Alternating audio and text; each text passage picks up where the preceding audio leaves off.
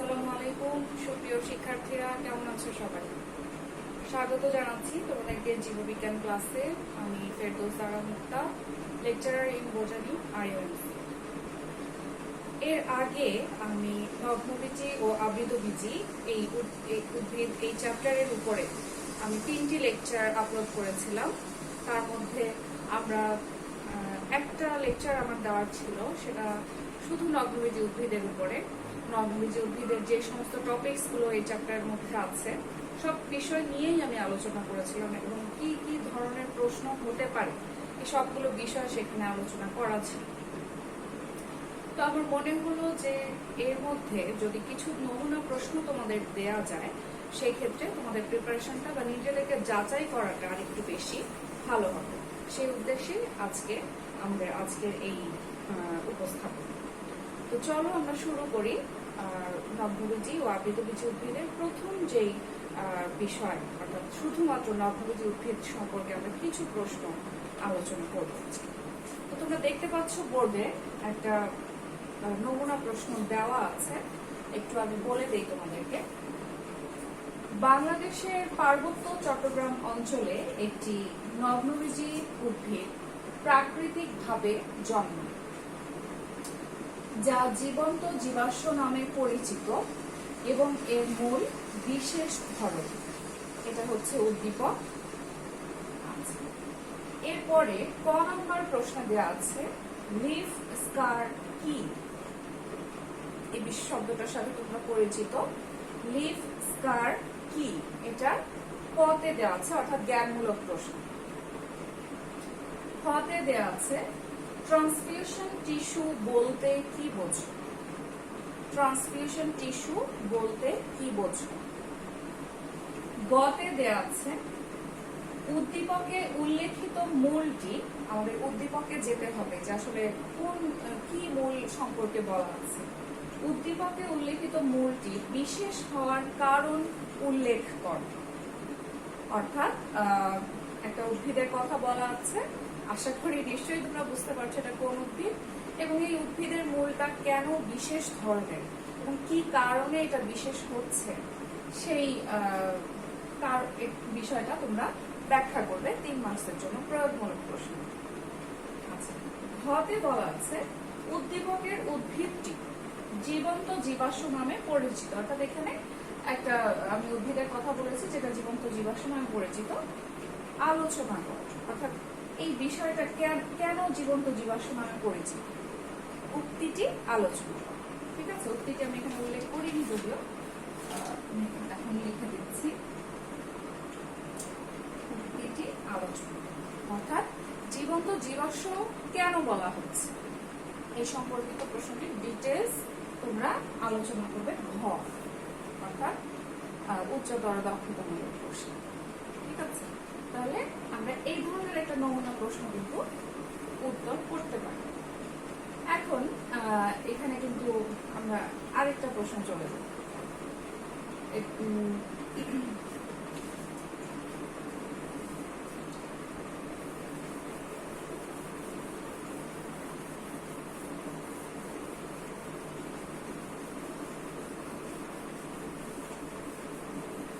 আশা করি তোমরা এর মধ্যে চ্যাপ্টারটা সম্পর্কে খুব ভালো আইডিয়া হয়েছে এবং আমার লেকচার তোমাদেরকে হেল্প করেছে চ্যাপ্টারটা সম্পর্কে খুব ভালো এবং সংক্ষিপ্তভাবে খুব অল্প সময়ে যাতে একটা ভালো প্রিপারেশন নেওয়া যায়। এক্ষেত্রে আশা করি তোমরা উপকৃত হয়েছ আপলোডকৃত ক্লাসগুলো থেকে। আরেকটা প্রশ্ন দিয়ে দিচ্ছি আমি।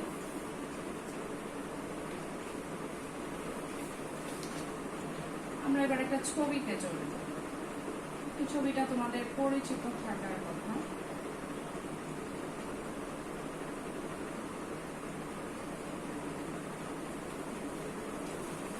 ঠিক আছে, এটা হচ্ছে উদ্দীপকের চিত্র। চিত্রটি লক্ষ্য করো এবং নিম্নলিখিত প্রশ্নগুলোর উত্তর করো। আমরা ক, এটার প্রশ্নটা দিতে পারি এভাবে,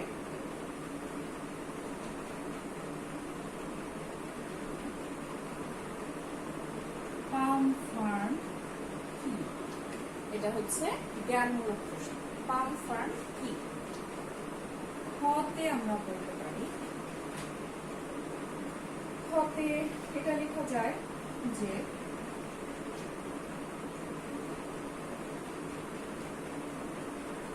শৈবাল স্তর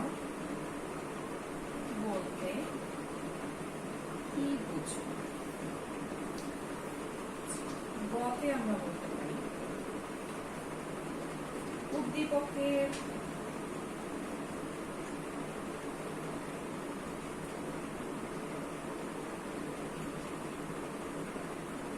চিত্রটি গঠন বর্ণনা করো।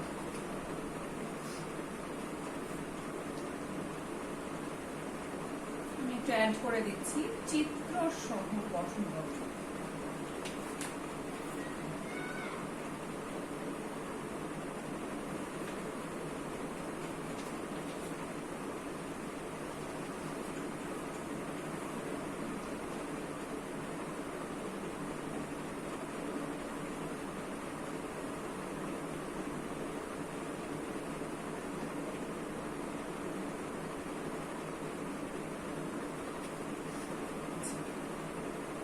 গ নাম্বারে আমরা লিখতে পারি উদ্দীপকে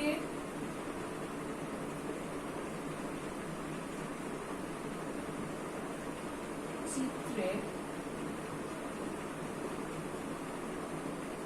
উদ্ভিদটির অর্থনৈতিক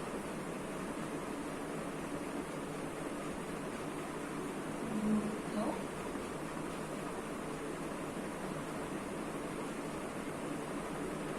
আলোচনা করো। একইভাবে 1 2 3 4 এভাবে এটার নাম্বারিংটা থাকবে। তো দেখো, প্রথম প্রশ্নটা দেওয়া আছে জ্ঞানমূলক প্রশ্নে, পামফার্ন কি। দ্বিতীয় স্তর বলা আছে যে শৈবাল স্তর বলতে কি বোঝায়। গতে বলা আছে যে উদ্দীপকের চিত্রটির চিহ্নিতকরণ সহ গঠন বর্ণনা, অর্থাৎ এটার চিহ্নিতকরণ করতে হবে এবং এর গঠনটা বর্ণনা করতে হবে। উদ্দীপকের চিত্রের উদ্ভিদটির অর্থনৈতিক গুরুত্ব আলোচনা করে। ঠিক আছে, এটাই আবার অন্যভাবে আসতে পারে। আমি যদি এটার চিত্রটা পাল্টে দিই, সেক্ষেত্রে চিত্রটা পাল্টে দিয়ে এই প্রশ্নটা অন্যভাবে আসতে পারে।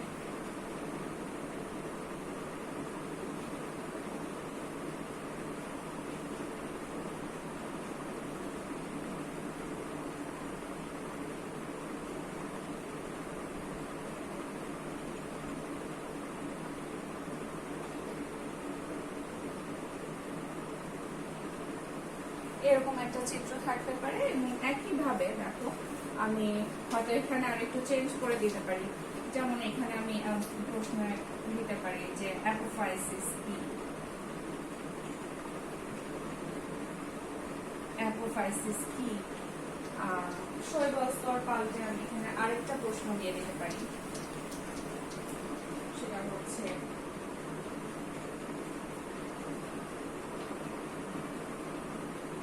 মেগা স্পোরোফিল বলতে কি বোঝো।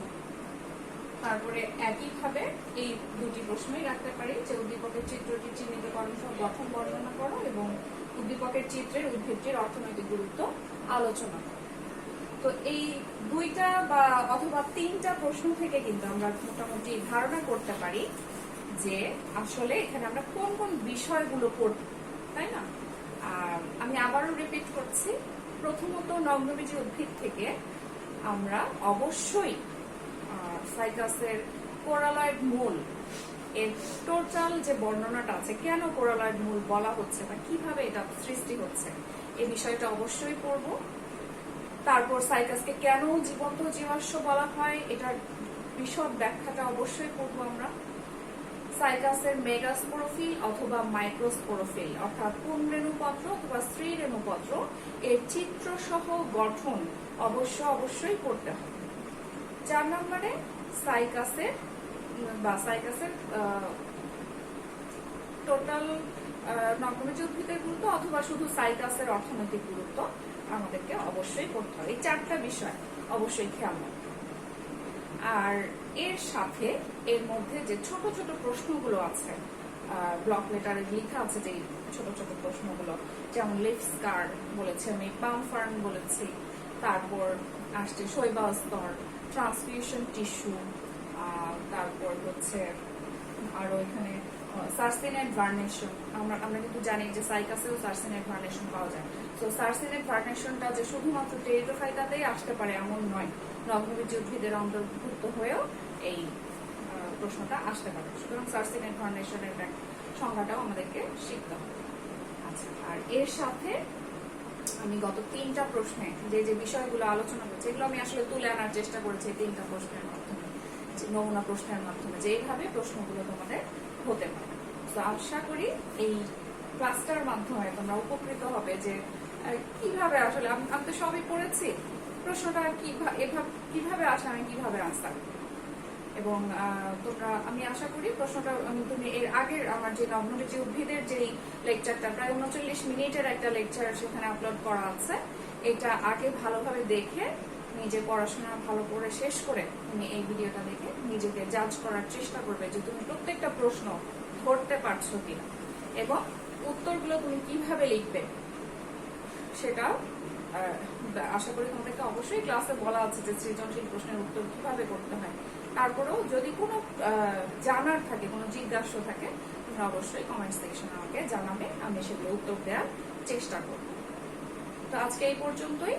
আমি অন্য আরেকটি ক্লাসে আবৃতবীজী উদ্ভিদের যে প্রশ্নগুলো আছে বা নমুনা প্রশ্ন, কিভাবে কি প্রশ্ন আসতে পারে এগুলো নিয়ে আলোচনা করব। সে পর্যন্ত সবাই ভালো থাকো। আমরা